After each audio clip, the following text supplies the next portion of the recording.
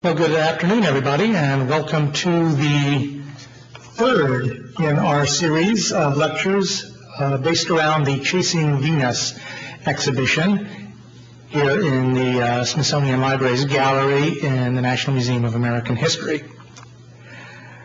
Our lecture series started on April 8th. We had talks by Wilbur Applebaum on the first transit of Venus observations. Dick Fisher of NASA talked about the Captain Cook expeditions, and this afternoon will be a lecture on the American expeditions of the transit of Venus. My name is Ron Brashear. I'm the head of special collections at the Smithsonian Libraries, and also had the honor of being the curator for the Chasing Venus exhibition, which is on display in the first floor west wing of this museum. So if you haven't seen it yet, I urge you to run out there after the lecture and check it out. It'll be up through April the 3rd of 2005. The exhibition and this lecture were partly funded by the NASA Office of Space Science. I want to particularly thank them for allowing us to do this during the course of time leading up to the transit of Venus, which will be on Tuesday, June 8th of 2004, early in the morning for us here in Washington, D.C. But if you have trouble sleeping, or if you like to get up early and you have a good northeastern horizon, as well as some kind of visual aid to help you out, I suggest you go check out the Transit of Venus, because we haven't had one since 1882, and there won't be another one until 2012. So just to be on the safe side, you might want to see this one. Now, speaking to us this afternoon is Steve Dick, who is the chief historian for the National Aeronautics and Space Administration. A chief historian is responsible for overseeing the great variety of projects undertaken by the NASA History Office. He worked as an astronomer and historian of science at the U.S. Naval Observatory for 24 years before coming to NASA as chief historian in 2003. He has a B.S. in astrophysics and an M.A. and Ph.D. in history and philosophy of science from Indiana University. He's written a number of publications on the extraterrestrial life debate, including The Plurality of Worlds, The Origins of the Extraterrestrial Life Debate from Democritus to Kant, The Biological Universe, the 20th Century Extraterrestrial Life Debate and the Limits of Science, and Life on Other Worlds. The latter book has already been translated into 4 languages, 4 Earth languages, I'll say. Most recently, he completed a comprehensive history of the Naval Observatory, which is called Sky and Ocean Joined, the U.S. Naval Observatory, 1830 to 2000. Steve is the recipient of the Navy Meritorious Civilian Service Medal and the NASA Group Achievement Award for his role in initiating NASA's multidisciplinary program in astrobiology. He recently received the 2004 Pendleton Prize of the Society for History in the Federal Government for Sky and Ocean Joined, and the John Lyman Book Award of the North American Society for Oceanic History for the same book. He is on the editorial board of several journals, including the Journal for the History of Astronomy and the International Journal of Astrobiology. He has served as chairman of the Historical Astronomy Division of the American Astronomical Society, as president of the History of Astronomy Commission of the International Astronomical Union, and is currently president of the Philosophical Society of Washington. Now, as writing his history of the U.S. Naval Observatory that really brought him into great contact with the U.S. observations of the transit of Venus in 1874 and 1882, because, as you will learn, the U.S. Naval Observatory was very key in the U.S. observations. So he can tell us everything we want to know, but he's forced to limit it to this period of time, so you'll be out by 1 o'clock. But hopefully you'll take a lot away with this, and right now I'd like to bring up here Steve to talk on transits of Venus and the American expeditions of 1874 and 1882.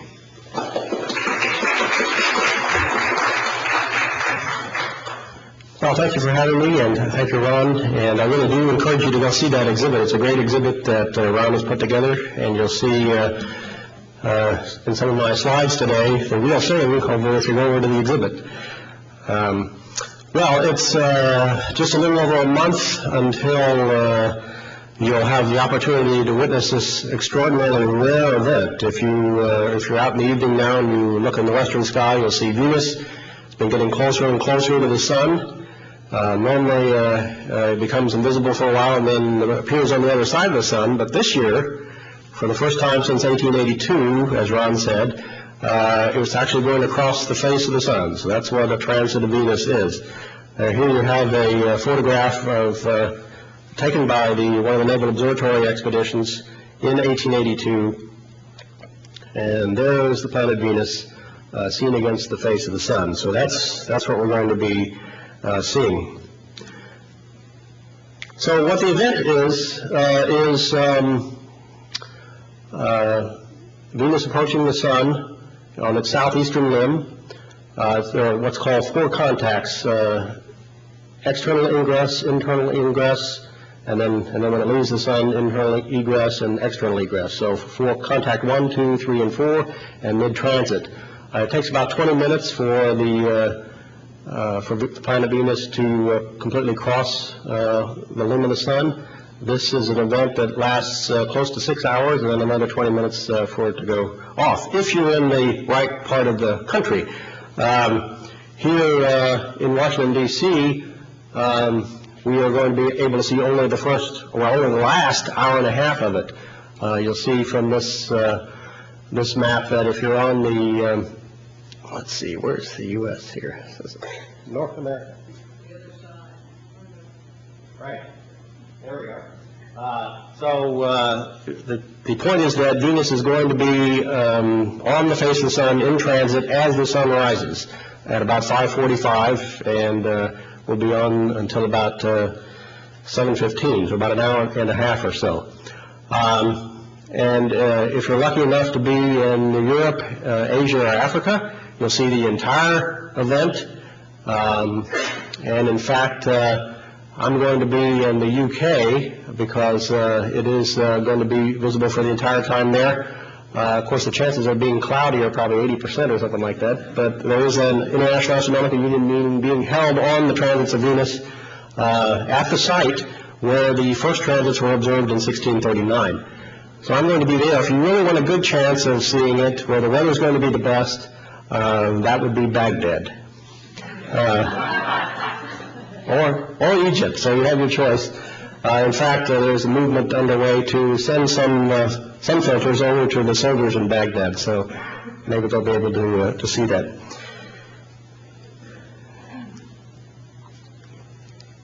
Okay, well, I would say that a transit of Venus is not as spectacular as a solar eclipse, but it certainly is much rarer, and that's why a lot of educators and tour companies, lots of amateur and professional astronomers are gearing up for the event now. NASA's Office of Space Science is making the most of it by doing a lot of educational opportunities and activities, and you can find that at this site here. If you just put in Google and NASA and Transit of Venus, you'll get this. And the same thing is going on, especially where it's visible for the full time over in Europe, a consortium of institutions, a lot of activities.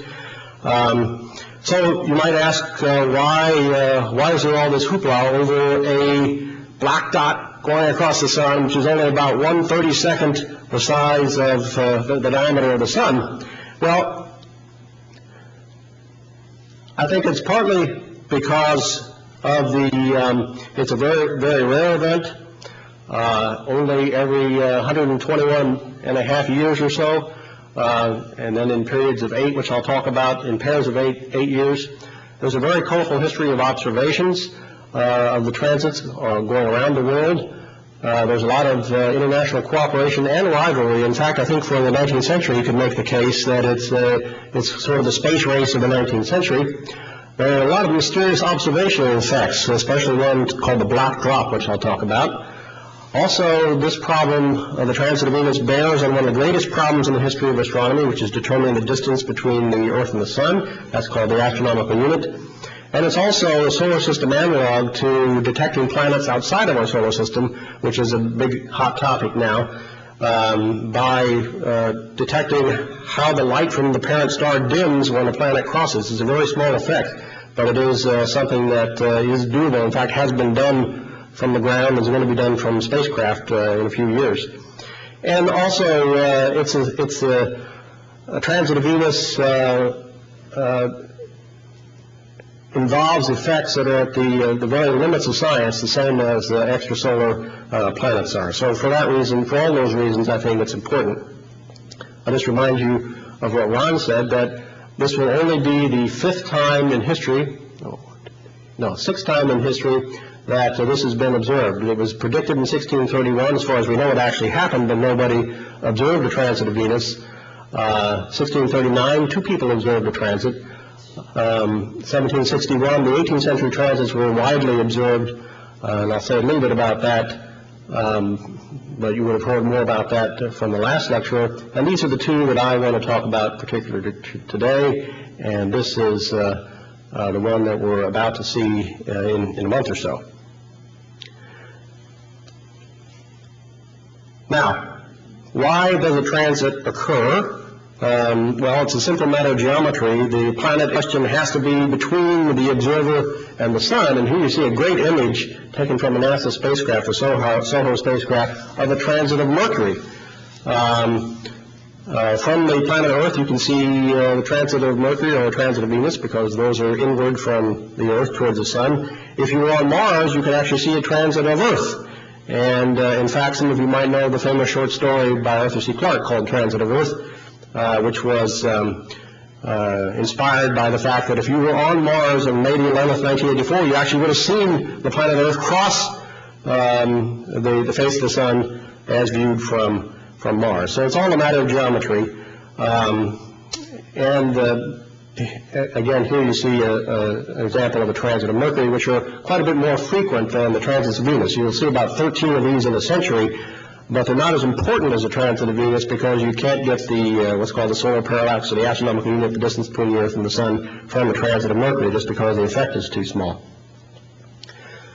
So here's the geometry of transit. This is a diagram taken from an article that I did in this month's Scientific American. And you can see Venus there inward from the Earth, and the problem is that you don't see a transit every time Venus goes between the Earth and the Sun, because the orbit of Venus is not in the same orbital plane as the orbit of the Earth. In fact, that's about a 3-degree angle right here. So you only see a transit when there is when they line up where the orbits intersect, the 2 orbits intersect, which is called the line of nodes. So that's what makes it quite a rare event. The geometry of the situation is that 13 Venus years nearly equals 8 Earth years, so that every 8 years the Sun, Venus, and Earth have nearly the same relative position. But because of that tilt of the orbit, you only see it 4 times in 243 years in these intervals. So we're right now at the beginning of this interval, the last one having been 121.5 years ago. And the reason you get the pairs is because the Sun is an extended object in space, and so you'll see it one time going on one limb of the Sun and another time going on the other edge of the Sun. It is possible to get only one and not have a pair. That happens, last time that happened I think was in the 14th century, and it'll happen again in the 31st century. So right now we're in a period where you get 2 for 1, double your money. I'm going to say a little bit about parallax, because in the 19th century expeditions I'm going to be talking about, parallax was very important. It was the method that you used to get the distance between the Earth and the Sun, and the point was that you would, if you observed the planet Venus against the face of the Sun from 2 widely separated points on Earth, or several widely separated points on Earth, you could get this parallax effect, which is just a shift in the apparent position of Venus as viewed from 2 different objects. The same thing you see if you hold your finger in front of your face and close one eye and then the other. The further away it is, the less the shift is. And that's why you can see it, this effect for Venus, but you can't see it so well for Mercury in terms of determining the parallax of the Sun. And here, again, this shows with numbers what the effect is. When Mercury is the closest, it's about 62 million miles away, and you get only a 13 arc-second effect. For Venus, you get 31 arc-seconds. For Mars, you get 23. And for a minor planet called Eros, you'll get 54 arc-seconds. And Eros wasn't discovered until the late 19th century, so this is why this was such an important discovery, but after the events that I'm going to be talking about today. Oh, I just wanted to point out that the first observations were in England by Jeremiah Horrocks and Crabtree, which you would have heard about if you were at the first lecture. Still a plaque at the site, and this is the area that I'll be trying to observe the transit. And if you were at the last lecture, you would have seen or heard about the 18th century transits. The 18th century transits, most famously, Captain Cook went on his first voyage, the first voyage of the Endeavour, specifically to observe the transit of Venus, and was one of the first to observe this effect, which is called the black drop effect, which I'll again have more to say about in a few minutes. Another interesting thing about the 1769 transit is that it was observed in the colonies, in the American colonies at the time, in fact in Philadelphia by David Rittenhouse, and it said, in fact I think it's documented, that he was so excited that he actually fainted during the transit, but came to in time enough to make the measurements. So there are a lot of interesting stories like that. I just wanted to give you an idea of what was at stake. I don't want to spend too much time on numbers, but this is a story about numbers. So by the 18th century transits of Venus, this is what you're measuring, the parallax, that parallax effect that I told you about. This was a number that they got by combining all the observations, or many of the observations of the 18th century transits of Venus, and this is the number that they got. We now know that the number is this, so you can see the comparisons there, and you can see that by the end of the 18th century, or by the beginning of the 18th century, or 19th century there, the difference was about 2.25 million miles from what we know today. So that's what was at stake, 2.25 million miles, and the measurement was actually an angular measurement, and every hundredth of an arc second was about 100,000 miles. So if this was 8.79 versus 8.80, that's 100,000 miles. So you can see the difference here is equivalent to about 2 million miles. So that's what they were measuring, and these angles were very difficult to measure, and that's all part of the interesting story. So let me focus now on what I'm supposed to be talking about, which is the American expeditions. The U.S. did mount 8 expeditions, but you can see that in the context there of the other international expeditions that were mounted. The British did 12, the Russians 26, and other European countries did so as well. In fact, Agnes Clark, in her famous history of astronomy in the 19th century, said that every country that had a reputation to keep or to gain for scientific zeal was forward to cooperate in the great cosmopolitan enterprise of this transit. And there was a great effort put forward in the U.S. Congress appropriated something like $175,000 for the 1874 expeditions, and that's equivalent to several $1 million today. So this was that's why I say it was a kind of a space race. In the U.S., these two gentlemen were at the forefront. Simon Newcomb at the Naval Observatory, William Harkness also at the Naval Observatory, both of them astronomers there. Newcomb would in 1877, a few years later, become the chief of the Nautical Almanac Office, but he certainly was one of the best, probably the best known astronomer in the United States in the 19th century. So it was Newcomb who went to the National Academy of Sciences and urged them to take up this problem, and they took it to Congress, and that's when Congress gave the $175,000. So over the course of the two 19th century transits, the interaction between these two men is very interesting. They were best of friends. When Newcomb was married, for example, Harkness was his best man, but by the time this was all over at the end of the 19th century, they were bitter enemies, and there's a story there, but the bottom line is that Newcomb eventually came to believe that the transit of Venus method for determining the distance between the Earth and the Sun was not very good, whereas Harkness sort of stuck it out to the bitter end and staked a good part of his career on the transit of Venus results. Now, The process, as I said, was to observe this transit from widely separated points in latitude on the Earth. And so you had, in the end, they decided on 3 northern expeditions, northern hemisphere, and 5 southern, because the weather conditions weren't as well known in the southern hemisphere, and they thought it would be more important to have more expeditions in the southern hemisphere. It's very interesting how they picked these sites. Some were by correspondence with diplomats or other scientists, or by invitation with other parties, and that's where the cooperation came in. But some of them indeed turned out to be poor choices. For example, you see this cluster in here, one of them being the Chatham Islands. I spent 3 years in New Zealand, South Island, New Zealand, for the Naval Observatory Southern Hemisphere Station. We always got the weather reports for the Chatham Islands, and I think there was never a day that I didn't hear it was raining. It wasn't raining in Chatham Islands. It was always raining in the Chatham Islands, and the results bear that out in the 19th century, too. They didn't get many results from there. But you can imagine the stories of each of these expeditions, which were sent around the world by ship. So it was a very long and arduous process in those days, and sometimes they would get to the site, and for the few hours that they wanted to observe, it turned cloudy, so it was all for naught. So again, a lot of interesting stories associated with these American expeditions, as well as with all the other expeditions. I don't know how well you can see that, but I wanted to point out that there's a great interest from the point of view of history of technology, because there were a lot of instruments taken along on these expeditions, some of which you can see in Ron's exhibit out here.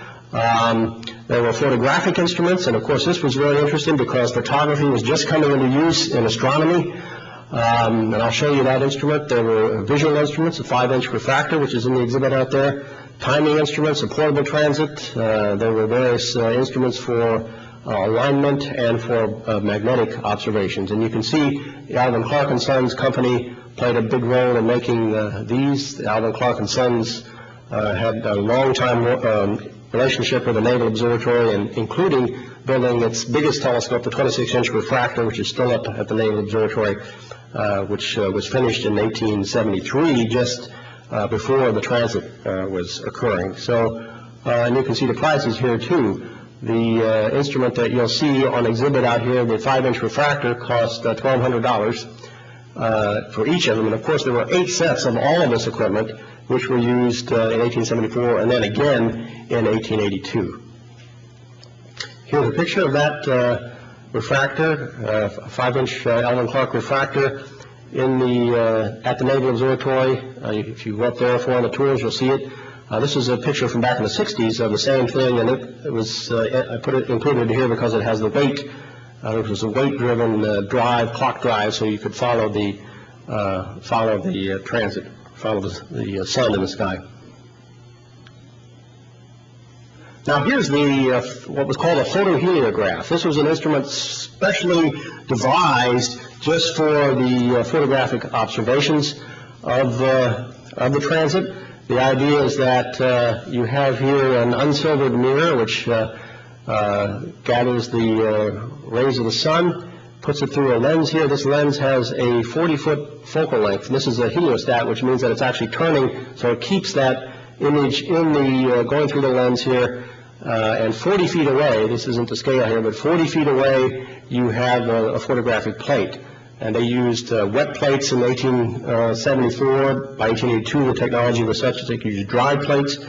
And so that was the end result then of the photographic observations, these 5x7 plates, which then you had to measure the image of Venus on the plate as it crossed the sun.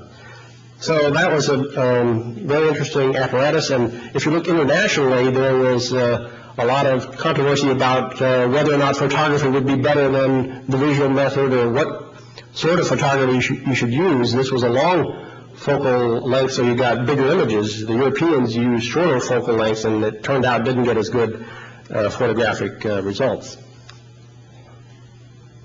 Here's just some more of the equipment. You'll see one of these, called a broken transit, which doesn't mean that it's broken really. It just means that instead of looking straight through this way, you look through the side here and then up. That's the light path that way. This instrument was used for determining the time and also the longitude. And then you had a clock here, a Howard clock made by Howard and Sons in Boston. These were sturdy, not particularly elegant, but sturdy to carry around to the field. So there were 8 of these around. I don't remember if you have one of those in the exhibit. You do, and we still have several of them up at the observatory. Now here's one of the best images, and you'll see this also in the exhibit. One of the best images of the setup, although not to scale here, of course. But this is up at the Philadelphia 1876 exhibition, the Centennial exhibit, and this just shows you how this project, this technology, was being showcased by being given this space at the Centennial exhibit, showing that there was a lot of interest in this. Here's the equatorial telescope would have been in this building. Here you see the photoheliograph.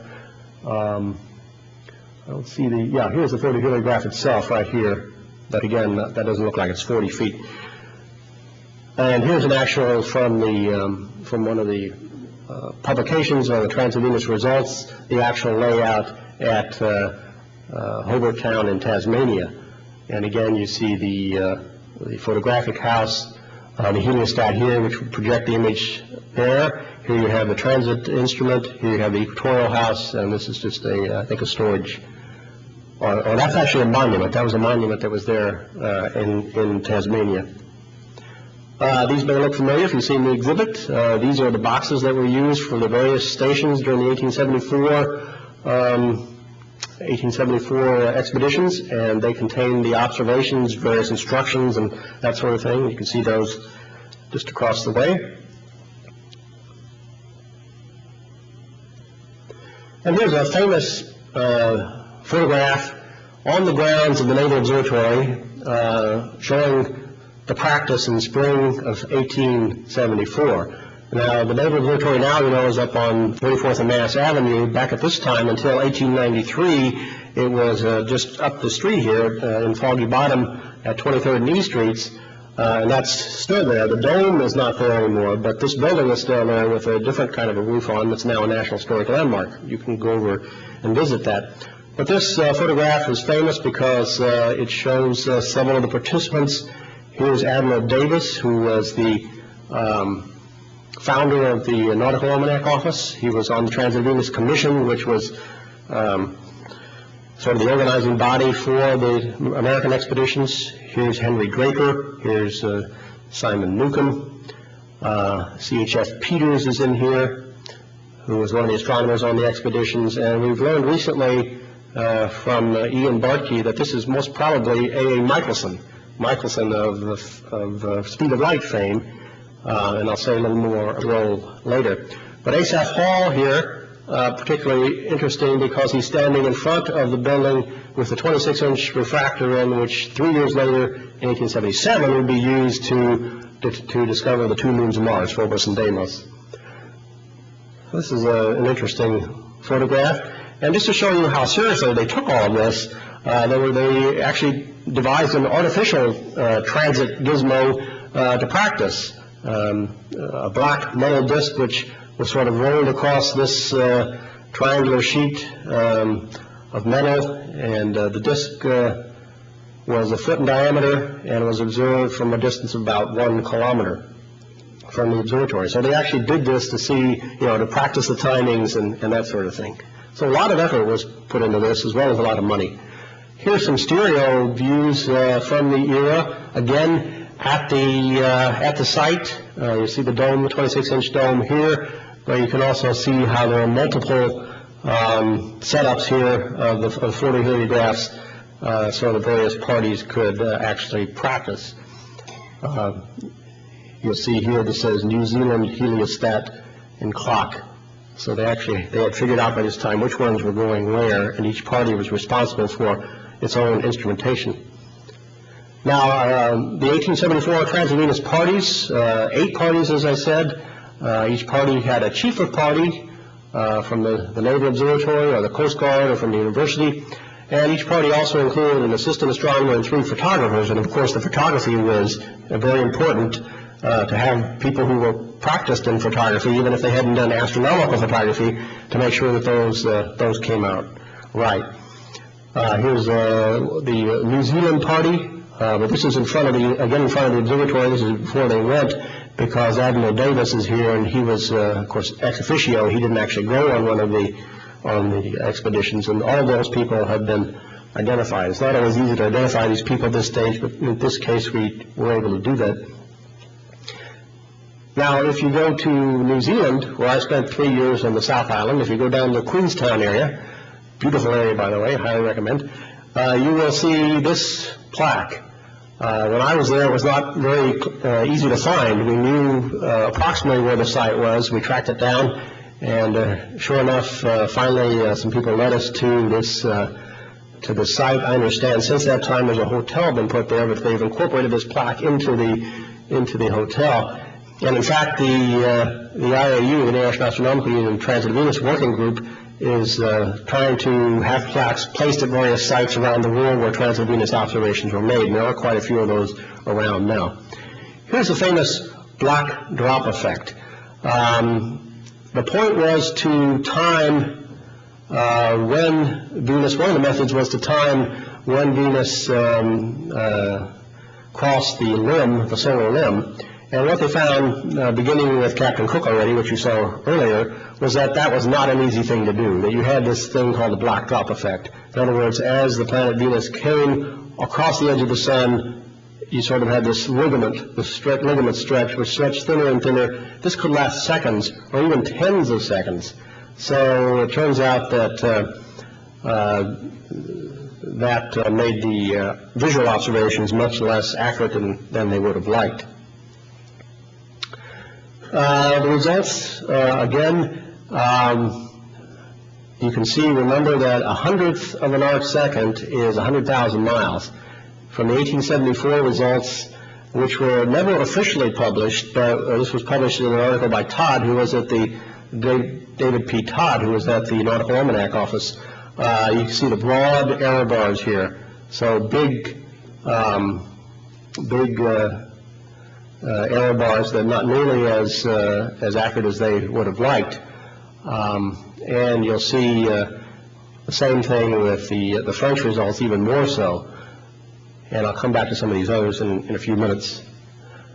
Here are some of the results of the 1874 stations, the numbers of photographic plates that they were able to get in terms of and the visual observations with the contacts, 1, 2, 3, and 4, that I mentioned before.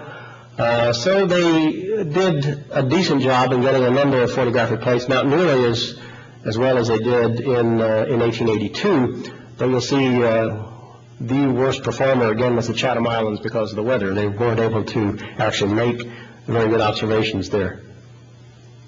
And I should say that these are, this is a plate, one of the few surviving plates. There are only 11 plates left out of the hundreds and even thousands that were taken by the American expeditions. Nobody knows exactly what happened to them, but we only had 11 left at the Naval Observatory.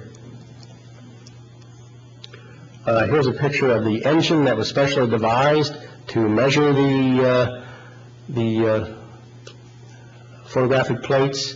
The point was to measure the distance of Venus from the center of the sun, which was a difficult thing to do, and in fact they had a lot of problems, but eventually they did come up with a result. And I'll say a little bit more about that in a minute, but in 1882 there was a lot of controversy about whether the Americans should even go back and do another expedition. Newcomb argued against it, Harkness argued for it, and Harkness won out, and Congress again gave money for the 1882 expeditions, and here you see the results of those. A lot more plates, total in both hemispheres, 1,700, of which about 1,380 were measurable. So they had a lot of data to work with. And here are the results. Now remember what we said about the early 19th century, it was that number. Harkness from the 1882 plates came up with this number by 1889. You can see how long it took them to come up with a result. 92,455, and that, let's see, the modern value is this. So they came to within about 500,000 miles from the 1882 American results alone. Now, Harkness also did what he called combined observations and made adjustments with the system of constants, and this was the final number that he came up with in 1894, which is actually within 158,000 miles. So the bottom line is that they did make an improvement in the astronomical unit. The transit of Venus observations did make an improvement over previous determinations. However, the official results were never published. This is a page proofs of volume, got as far as the page proofs, but was never actually published. And the results that you see that I just showed you were published in little articles elsewhere, but they weren't published in these fancy multi-volumes that you saw with the French and others. And I think there were many reasons. One was because they didn't have the money to actually produce these volumes, and there were some other reasons that were given too. But if you actually want to see this volume, it used to be that, well, there still is only one copy at the Naval Observatory, but it's now been put on the Astrophysics Data System if you actually want to read through this, which is quite interesting reading actually, because they talk about some of these stories about how, what happened during each of these observations. So that is available now. Now, so the final results, the bottom line again is by, the Harkness 1882 results still had fairly wide error bars, but was within about 500,000 miles. As you see, I put the modern determinations here, and as well as from the 1940s, the determination from the Eros campaign, that asteroid that I had mentioned before, came pretty close. And Harkness's system that I mentioned, this is just graphing out what I told you before, Harkness's system came within about 150,000 miles, so pretty close. However, you see Newcomb here came up with his own system, and Newcomb was actually even a little bit closer. Now, the interesting thing, though, is when you ask what good were the transit of Venus observations, you don't often hear this. What was the end result of all this? Well, the observations, were sort of nebulous, but I think I've just shown that they were an improvement. But the bottom line is, how is this then used? Well, these are used in what's called the system of constants, the astronomical system of constants, which includes a lot of other things than the solar parallax. And it turns out it's Simon Newcomb who's the one who made the determinations for the international system and pushed them through at an international congress in 1896. And by this time, it turns out that there were a lot of other different methods. And here I have marked the transit of Venus methods. One, the visual contacts during the transit, and another one, the photographic plates. And you see the weights that are given here. Very low weights of only 2 and 3, whereas other methods like the determination of the constant of aberration was given a weight of 40 there. Here's the constant of aberration. That was at Pulkovo in Russia. This is elsewhere.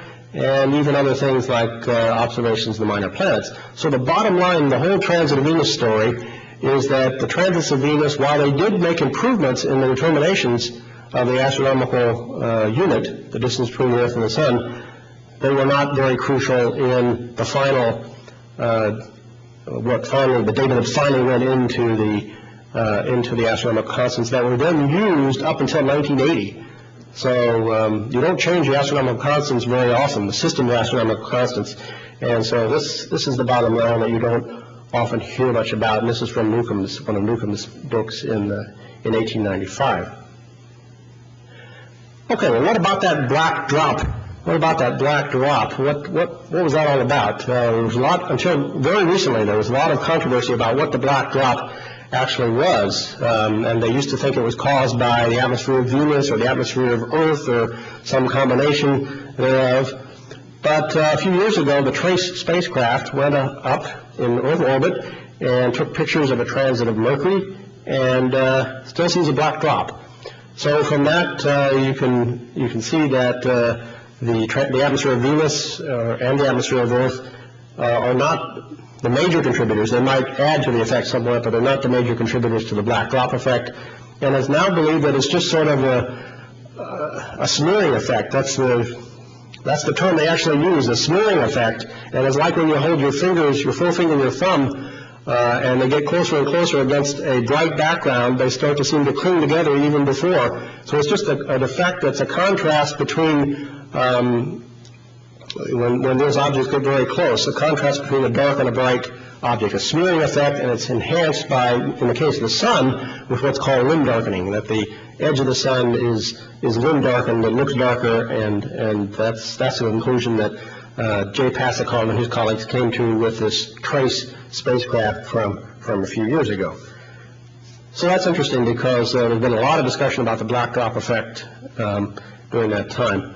By the way, I should say here, if you're interested, there was a lot of controversy about this, and this is where the bitterness from Harkness came in. He thought this should have been given higher weights. But if you look at the errors here, the errors on the two transit Venus methods are much higher than the errors from the other methods, like the aberration of constants. So from a purely technical point of view, it does look like these other methods, using the speed of light, for example, were more accurate.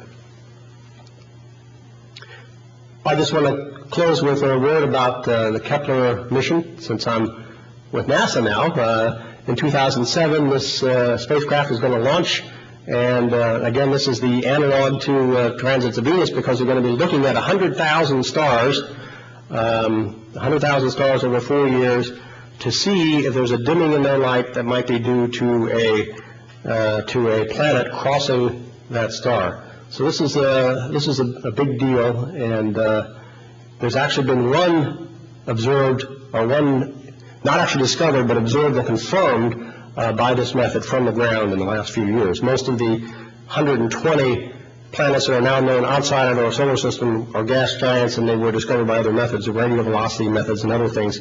But that one observation did prove that the transit method works. So that's another reason that the transit of Venus is so interesting. So let me just summarize by saying that contrary to what you sometimes hear, the 18th century transit of Venus did improve the value for the astronomical unit, and the 19th century ones did also. But the results were superseded by other methods, like the speed of light, the aberration. And I think they're important. The transits of Venus expeditions are an important part of American science, because American science at this time in the 18th century was gearing up,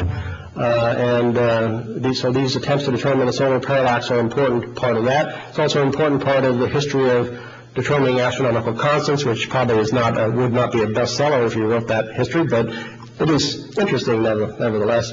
And finally, this whole thing is just a lot of fun, which is always important. So I think I'll stop there. Thanks.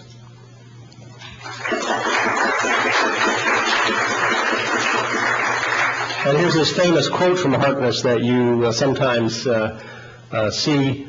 He's looking forward from 1882, from the last transit, and commenting about when the June flowers are blooming in 2004, that distant year 2004. Well, here we are, and the flowers are about to bloom. Okay. Thanks. Fortunately, they won't be rained out like last spring's water. We've got some time. It's for some questions, so I hope this has stimulated your minds and not told you everything, so that you'll have a few questions for Steve. And if you wouldn't mind repeating it for the benefit of our taping. Yes? How well did the other countries do in their determination of the astronomical unit? Not very well. You could see that from the French, the large error bars, for example, on the French. There was, again, a lot of controversy, but the British, in the case of the British, their photographic observations were never even published, because I forget exactly what they said, but they were considered an embarrassment. So, yeah. Do you have a question? Yeah, where can we get your book on the history of the Naval Observatory? Well, you can get it from Amazon. Amazon.com. Yeah, there is a whole chapter on that in the history of the observatory, because it is an important part of the observatory's history. Oh, sorry, I'm supposed to be repeating the questions, right? You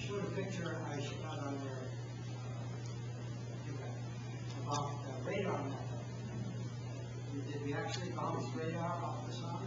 Is that what you mean by that? No, I believe it's bouncing it off the planets, because you know the relative distances of the in the solar system, and if you know the distance to Venus, then you'll know the distance to the sun. That's the way that's done.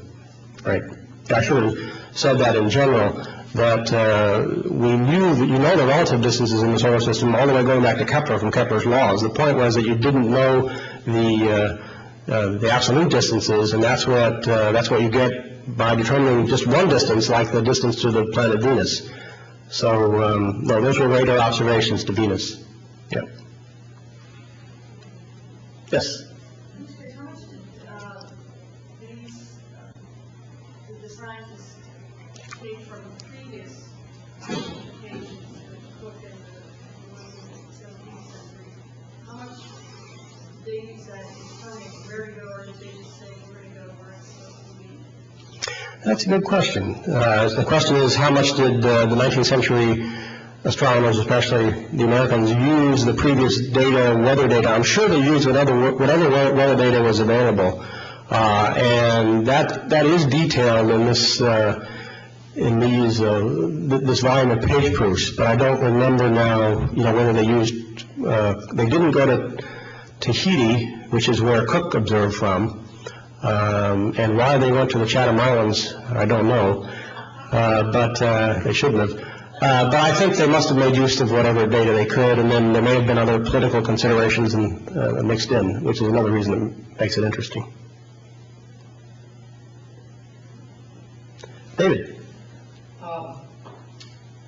When I first worked at the Naval Observatory, we went up in the base in the attic, and we found a couple of letters that were written about the, I guess it must have been the 74 expedition, and they were cracked with the official stamps that were used just during Grant's administration. They were, the Navy were printed in blue, the Armies were printed in red, the agriculture was printed in green, and these were the Navy stamps were printed in blue, and two of the letters were cracked with these stamps. And I told Dr. once that they should not take them off the letters, they should keep the cover. And the other is that in your the first expedition, you had the letter CS appeared after some of the names. I believe that probably stood for Coast Survey, because the Coast Survey had been organized in Jefferson's administration, and it didn't become the Coast and Geodetic Survey until the 20th century. That's right, yeah. No, that's right. The CS does mean Coast Survey, and it's interesting how they picked the leaders of the expeditions. I mean, American science was at a point where, was still growing, and so it wasn't easy to find people who were willing to go on these almost year-long expeditions. By the time you went there and came back, and who were well qualified, and even harder to find, I think, the qualified assistants and photographic people, because photography was such an early stage then. Yep. Yes? You were going to say something about Michelson. Oh, Michelson. Well, Michelson, of course, was involved with the speed of light, and in fact, Newcomb and Michelson did experiments right out here on the mall with using mirrors, the famous Michelson interferometer from the Naval Observatory to Fort Myer and to the Washington Monument. So I think not many people know that the Washington Monument was actually involved in the speed of light experiments, but Newcomb and Michelson did work on those together and produced accurate results, and that's why, just by coincidence, at the same time the transits of Venus were occurring, this method of determining speed of light accurately by Michelson interferometer was coming in and actually proved to be more accurate. Yep.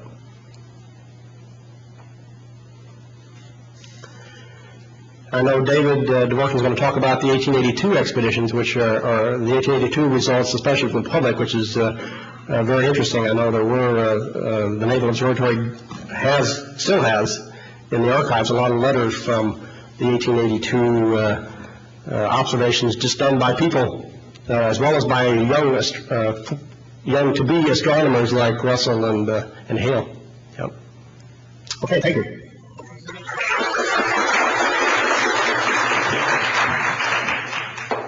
Before you go, I'd just like to remind everybody that in 2 weeks, we'll have our next lecture, which will be on transits of Mercury and Venus and the solution of the black drop mystery, which Steve was alluding to. And actually, he was showing a graphic from one of the present scientific presentations of our speaker, who will be Jay Pasakoff, the director of Hopkins Observatory at Williams College. And some of you may have even used his textbook in astronomy when you were in college.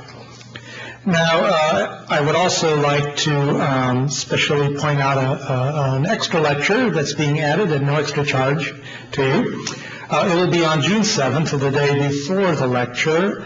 Michael Chauvin, who just wrote a book on the British 1874 transit of Venus expedition to Hawaii, will be here to give a noontime talk on June 7th, which is a Monday, and also to sign copies of his book. So we hope you can add that to your list of transit of Venus talks you'd like to attend.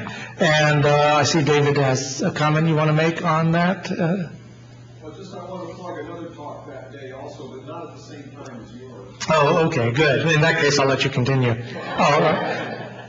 On the evening of June 7th, William Baruchi, who is mentioned as the PI on the Kepler mission, will be talking about the Kepler mission at Air and Space in our Exploring Space lecture series. We specifically put it on the evening before the transit, so that everybody would stay up all night waiting for something. And what time was that?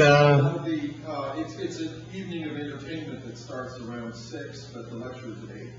So at evening of entertainment at 6 o'clock at the National Air and Space Museum, and then the lecture on the Kepler mission at 8 o'clock. And I imagine if you just want to stay up all night and party, then you'll be awake when the transit occurs at here in DC at sunrise.